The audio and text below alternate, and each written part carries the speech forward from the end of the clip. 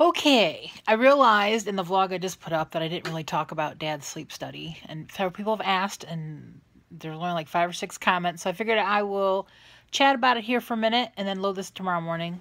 But he left the house about 8 o'clock last night. About 9:15, my phone rings. It says, Dad calling. I'm like, huh. I said, hello? He goes, I'm like the Bionic Man. I have wires everywhere. I'm like, what are you doing? He goes, I'm sitting in a recliner watching a football game. I'm like, oh. He goes, yeah. He put all my electrodes on and we chatted, and I'm just going to sit here and watch football, and he's going next door to hook up somebody else. I'm like, oh, okay.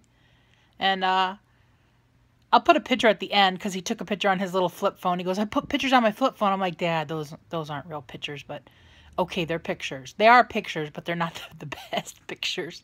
But I got on his phone and I text one to my phone, so you will see the humper all hooked up. But the guy told him that, as long as you're in bed by 10:30, I don't care. So we got to watch the whole football game, and he brought my dad a couple sodas, not caffeinated kind. I think they were Sprite or 7-Up or something like that. And he went to sleep. And he said he slept okay because it hurt his back a little bit because, it isn't your bed. You're in a bed. He said the room was nice. It was like being in a nice hotel room. He said it's because they try to make it as a home environment kind of as they can. They don't want it to be any kind of sterile hospital environment. So there was a recliner and a queen size bed and a TV and a bathroom and everything like that. And Dad said, if I needed anything, I just had to talk, and the guy is monitoring our room. So, like, when the football game was over, you don't get a remote.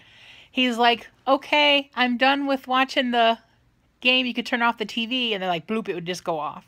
Or if he woke up and had to go to the bathroom, he would say, hey, I need to get up and go to the bathroom, and his lights would come on, and he would come in and unhook his little things, and so he could go to the bathroom. And he said about 5 o'clock in the morning, they woke him up. The guy woke him up and had him he said, close his eyes and look like up and down 5 times and left and right 5 times. And he had to pick his foot up. He said they made him do all this whole routine of stuff. And then they unhooked him. They gave him a little to-go bag. And off he went. And he went and had breakfast. He went and had a little omelet. And he said, here, they gave me this bag when I left, but I didn't even look in it. I don't even know what's in there. And it was like a little bottle of water and an apple and a granola bar.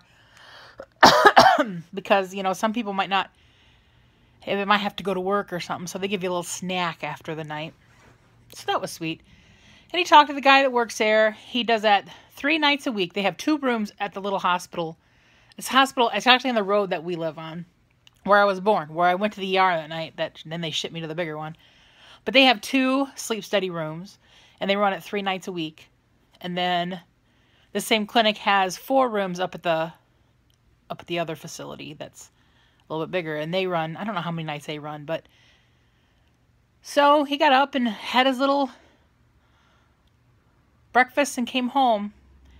I didn't hear him come home. I was asleep. And we go to the doctor on next Tuesday, to go see Dr. Inga. See what they say. So that's the sleep study update. He made it through. And, yeah. But okay, goodbye.